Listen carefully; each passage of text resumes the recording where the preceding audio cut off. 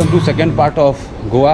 अभी दिखाए थे आपको लगभग 12-1 बजे के आसपास हमने चेक इन कर लिया था होटल में। ये मेरे पीछे आपको होटल दिख रहा होगा, बिल्कुल यह बीच के पास ही है होटल। मैं इसका लिंक दे दूंगा। और इसको मैंने booking.com से ही बुकिंग किया था, लेकिन यहाँ पहुँच के मैंने बुकिंग किया था। स्टेशन से उतरने के बाद सामने आपको इस तरफ बीच दिखेगा और इस तरफ का रास्ता अंदर शहर की तरफ जाता है। और अभी यहाँ से हम लोग लंच करेंगे। टाइम लगभग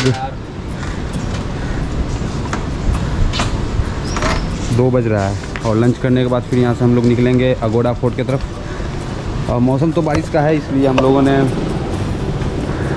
लोग रेनकोट रख लिए हैं।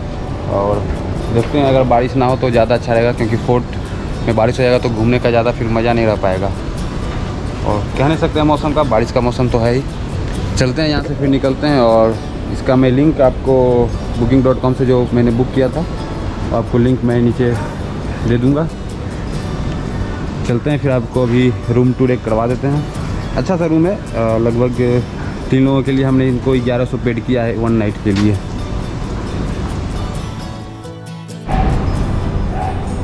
हाय गाइस, हम लोग गोवा पहुंच चुके हैं और देखें यहाँ पे होटल है। और हम लोग एक अच्छा सा सस्ता सा होटल लिए हैं जो बहुत ही बेहतरीन और बहुत चीप रेट में है। और देखिए हम लोग तैयार हो चुके हैं और हम लोग घूमने जा रहे हैं। ये हमारा मनीष भाई जो सबसे सेक्सी लग रहे हैं अभी देखने में, गोवा के पूरा फॉर्मल ड्रेस में आ चुके हैं। चलते हैं, मिलते हैं बीच पे, बाय। लंच करके जस्ट अभी हम लोग निकल चुके हैं। तकरीबन 3:30 का भी टाइम हो रहा है। और यहाँ से 5 किलोमीटर अगोड़ा फोर्ट है। 10 से 15 मिनट लगेगा पहुँचने में। और इस रास्ते से होते हुए जा रहे हैं। रास्ता के बारे में तो आइडिया नहीं है, बस गूगल मैप से चल रहे हैं। यहाँ फोर्ट अगोड़ा आगे लिखा हुआ है, पंजिम हिलनरी। और ये पूरा बीच के साइड से ये रास्ता जाता है और पूरा रास्ता ही मार्केट है। आप देख सकते हैं इस तरफ बाएं तरफ मेरे स्कूटी मोटरसाइकिल रेंट पे है। आप कहीं से भी बाइक आपको मिल जाएगा। बरसात का नज़ारा भी आप देख सकते हैं। देखिए आपको रेनकोट, कपड़े आप ले सकते हैं।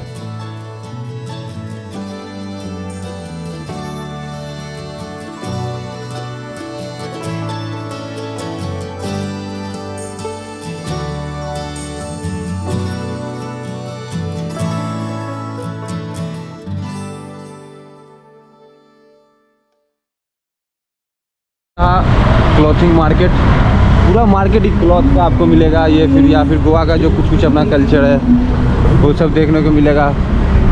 और लीकर का तो बात ही छोड़ दीजिए, हर एक 4 कदम के बाद अगला दुकान आपको लीकर का ही मिलेगा। पानी महंगा है और दारू सस्ता है गोवा में। इससे आप अंदाज़ा लगा सकते हैं कि लीकर की सेल कितनी है गोवा में। पुणे और गोवा की खास बात आपको ये बताते हैं, का जो कंस्ट्रक्शन इस तरह से किया गया है कि पेड़ को बचाया गया, जितना हो सकता है पेड़ को बचाया गया है। रोड को डाइवर्ट कर दिया गया है, वहाँ से मोड़ दिया गया है ताकि ब्रिज बचा रहे। और ये सामने दिख रहा होगा, लेफ्ट साइड की तरफ चलना है, लेफ्ट की तरफ Taj fort Aguada resort and spa. बस यही है गोवा। यहाँ से तकरीबन 2.6 किलोमीटर दिखा रहा है अगोड़ा फोर्ट। थोड़ा घूम के जाना है। आपको मोबाइल में भी दिख रहा होगा मैप। अगोड़ा फोर्ट के रास्ते में यहाँ पे आपको बोट राइडिंग के लिए मिलेगा। ऐसा तो कुछ एक्टिविटी लग रहा है, सारा बोट राइडिंग ही है। हालांकि अभी कोई कर नहीं रहा है बोट राइडिंग, ऑफ सीजन होने के कारण। लेकिन बोट का ही ये सीन, पूरा बोट ही लगा हुआ है उस तरफ।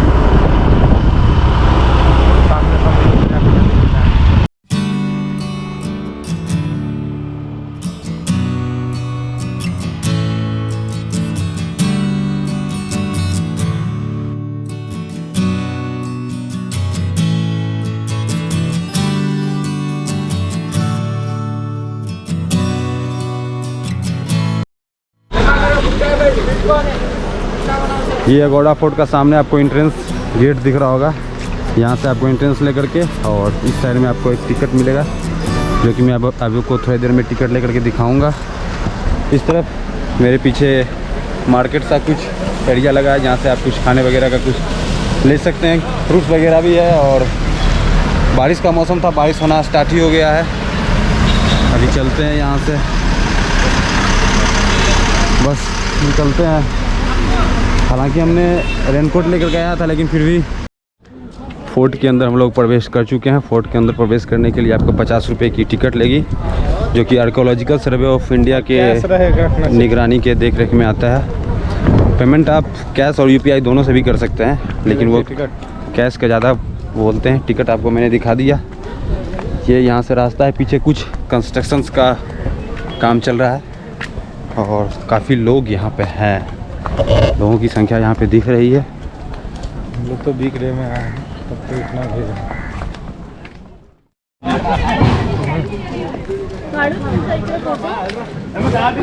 फोर्ट के बिल्कुल नज़दीक पहुँच चुके हैं और फोर्ट के बारे में यहाँ पे आप देख सकते हैं कुछ लिखा हुआ है। गवाद किला ऊपरी कंडोली में, हिंदी और इंग्लिश दोनों में। खैर मैं तो पढ़ लिया हूँ। और इस तरफ आपको समुद्र दिख रहा होगा। पहले चलते हैं ऊपर की तरफ। ये मुख्य द्वार से जब आप अंदर आ जाओगे, उसके बाद इसके अंदर इस तरीके से एंट्रेंस है। आगे वहाँ शायद टिकट वो चेक कर रहे होंगे। टिकट चेक करके फिर अंदर की तरफ चलते हैं आपको।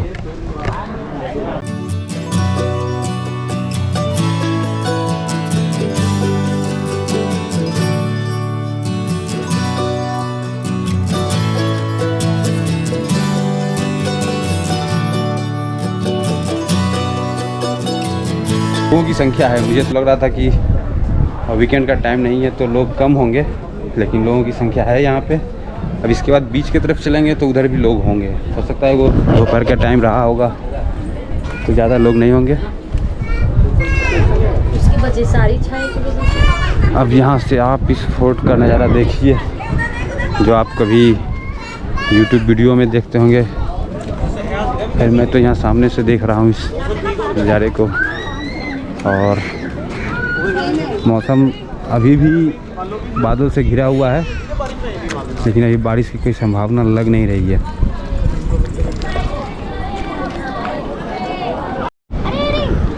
फोर्ट के ऊपर आपको ये सामने दिख रहा है, ये उस ज़माने में वॉच टावर बनाया गया था, जो कि अभी भी इसको आर्कोलॉजिकल सर्वे ऑफ इंडिया ने सुरक्षित रखा है। और ये यहाँ से कुछ इस तरह का परिसर दिख रहा है।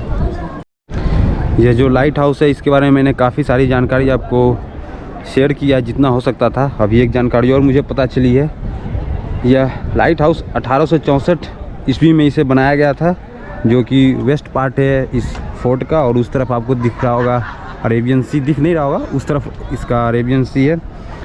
और जो कि बनाया गया था मोरमुगा पेनिसुला एंड कैलिंगट बीच के बीच में यह लाइट हाउस जो है स्थित है।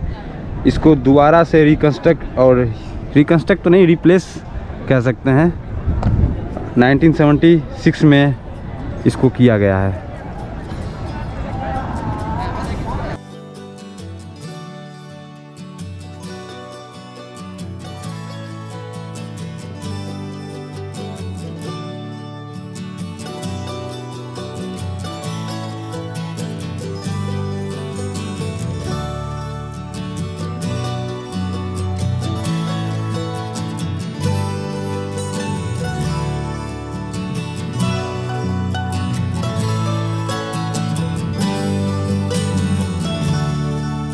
ये आपको छोटा सा जो दिख रहा होगा रूम टाइप का, ये असल में रूम नहीं, ये जेल हुआ करता था उस ज़माने में। हालांकि यहाँ पे इन्होंने ताला लगा रखा है, अंदर जाने की इजाज़त नहीं होगी और काफ़ी अंधेरा सा लग रहा है। और ड्रेनेज का भी सिस्टम बना के रखा है इन लोगों ने, सही सिस्टम बना के रखा है। मतलब इन लोगों तो मेंटेन कर रखा है ब्रिटिश का उस समय का जो रहता था आर्किटेक्चर, और जो आप देखते होंगे।